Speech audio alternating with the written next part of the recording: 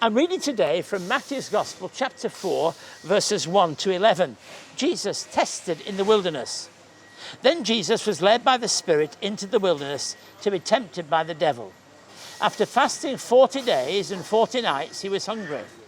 The tempter came to him and said, "If you are the Son of God, tell these stones to become bread."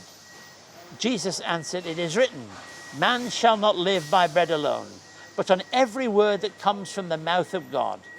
Then the devil took him to the holy city and had him stand on the highest point of the temple. "If you are the Son of God," he said, "throw yourself down, for it's written, he will command his angels concerning you, and they will lift you up in their hands, so that you will not strike your foot against a stone."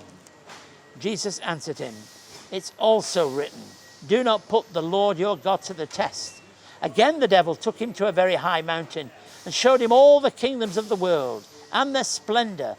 "All this I'll give you," he said, "if you will bow down and worship me." Jesus said to him, "Away from me, Satan, for it's written, worship the Lord your God and serve him only." Then the devil left him, and angels came and attended him. In this season of Lent, we turn to Matthew's Gospel.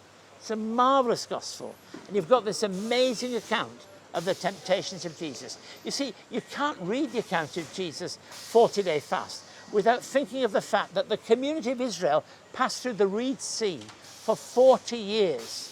On both occasions, it was a time of testing. You can also look at the Old Testament if you've got the time and discover the fact that both Moses and Elijah had 40-day fast periods. So there's a biblical imperative that's there. The timeless human predicament is that we are greedy for all the things that life can give us. Immediately after his baptism, Jesus is led by the Spirit into the wilderness for his testing. He's not led there by the devil. He's led there by the Spirit of God. Jesus Christ is the trusting Son of God who will not overreach his humanity and ask for exceptions to life as we live it. It doesn't say, I know people have these things, but not me. I'm going to be lifted above all that.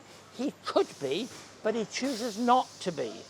Jesus is taken to a place where he's tested to command stones to be bread, but he refuses. Jesus is then taken to the tallest part of the temple. He's tempted to throw himself off, where God will, through his angels, catch him, according to the devil's promise. But no, he does not do that. Jesus is then taken to another high place, to a high mountain, and offered all the kingdoms of the world.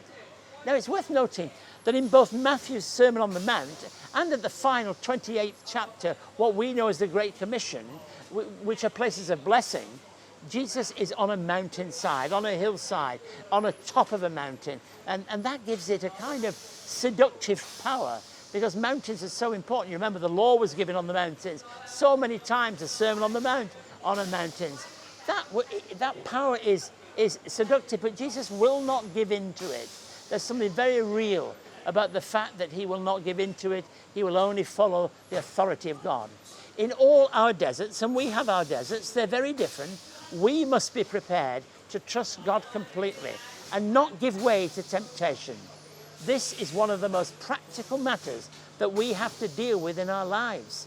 I suspect when I'm talking in this way, that temptation means to you something very different. But for all of us, we have to resist that temptation, take hold of the promises of God, and in doing so, have what we might call victory over that which would pull us back. We're thankful to the fact that our God is one who can sustain us, who can save us from giving in to those things that would tear us apart and bring us low. And those truths, I think, are very, very important when I read this particular chapter in Matthew's Gospel. Have you noticed every time there is that wonderful trusting in the Word of God from the Old Testament, that trusting that's there, that men and women are not going to live by bread alone, that truth that though it tells us that our feet will not be struck, that scripture is turned around because Jesus will have none of it. He realizes there's a much more important truth about trusting him. Are you tempted today? Do you find yourself in a place where you are torn apart and you're needing help? You're needing help with the difficult things. Trust in God. If Jesus Christ, the Son of God, had to trust in God, how much more do we have to learn that lesson in our lives? We are not the Son of God, but we're children of God in the sense that we belong to humanity. But we need to gain that power that was his and gifted to us, to be able to claim it for ourselves and know that we can resist whatever temptations come to us, wherever they come. There is no temptation given to us that we cannot believe that Jesus Christ can save us from. He was tested as we are, but he never gave in. And you know, one of the versions tells us that when he was tempted, it tells us that the devil went away for a season and he would come back from time to time. So it is. You have the victory. You have the confidence of trusting God, whatever your temptation is, in your family, at work, with your friends. But be sure of this, when you resist it, don't believe that's the end of the matter. There will be times when you have to know what it is to trust God completely and for all times.